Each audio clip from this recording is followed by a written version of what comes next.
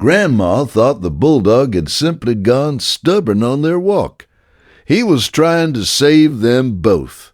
Rosalind Featherin had walked the same loop with her granddaughter Junie and their two dogs, Biscuit and Pepper, 3 afternoons a week for a year.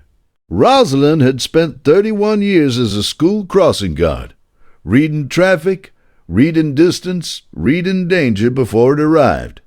She trusted her eyes completely. That Thursday, halfway down the gravel path, Biscuit stopped walking, planted his feet, refused the leash's pull entirely, something he had never once done in a year of walks. Rosalind tugged gently. He wouldn't budge. Junie, 3 years old, tried to pull him forward by his collar, laughing, thinking it was a game.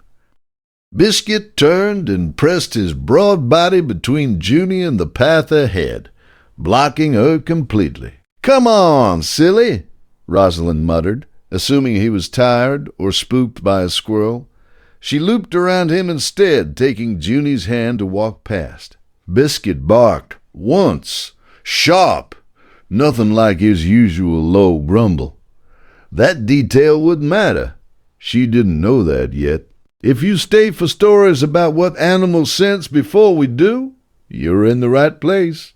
Subscribe so you don't miss the next one. Rosalind kept walking Junie forward, past Biscuit, toward a bend in the path shaded by overgrown brush. Pepper, usually the calmer of the two, began pulling hard in the opposite direction, whining low in her throat.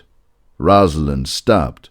Something about both dogs reacting the same way at the same spot made the hair on her arms rise before her mind caught up. She crouched down near the brush edge instead of walking past it, and saw it, a low, papery gray mass tucked into the hollow of a fallen branch, right at Junie's shoulder height. A hornet's nest, active, several insects already circling. Has your dog ever done something that made no sense until it was the only thing that did? Tell us in the comments. These stories deserve to be heard. Rosalind lifted Junie and backed away slowly, calmly, the way 31 years of training had taught her never to panic near a swarm. Once they were 40 feet clear, her hands started shaking.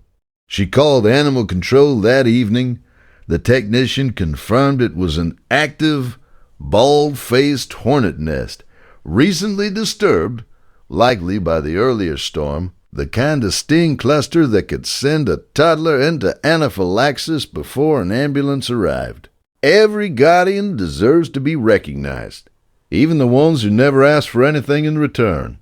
If stories like this matter to you, subscribe so you never miss the next one.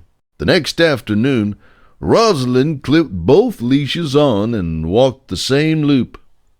When they reached the bend, now marked off with tape, Biscuit slowed on his own, glanced at the brush, then looked up at her, like he was simply checking that she'd finally understood.